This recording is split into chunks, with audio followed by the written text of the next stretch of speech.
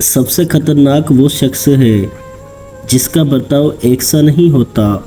کبھی وہ محبت نچھاور کرتا ہے اور کبھی توجہ تک نہیں دیتا۔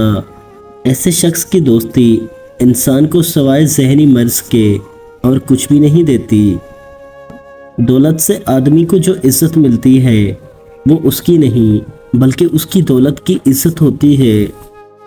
جس خطرے کا وقت سے پہلے احساس ہو جائے سمجھو کہ وہ ٹل سکتا ہے۔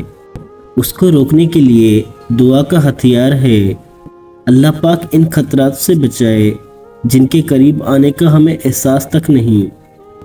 نیک عورت سونے سے زیادہ نفع بخش ہے کیونکہ سونا خرچ ہونے کے بعد ہی نفع دیتا ہے، جبکہ ایک نیک عورت جب تک تمہارے ساتھ ہے تم کو اس سے فائدہ ملتا رہتا ہے۔ آپ کی مشکلات اور ان کے حل میں اتنا ہی فاصلہ ہے جتنا آپ کے ماتھے اور سجدے کی جگہ کے درمیان تک کا فاصلہ ہے۔ تم کتنے ہی با اختیار اور بہادر ہو، یاد رکھو تمہیں قبر تک جانے کے لیے دوسروں کے کندھوں کی ضرورت ہوگی۔ میری دعا ہے کبھی کسی معصوم عورت کے خواب کسی کمظرف مرد کے محتاج نہ ہوں، اور کسی سچے مرد کے جذبات کسی چال باز عورت کی چالاکیوں کی نظر نہ ہو۔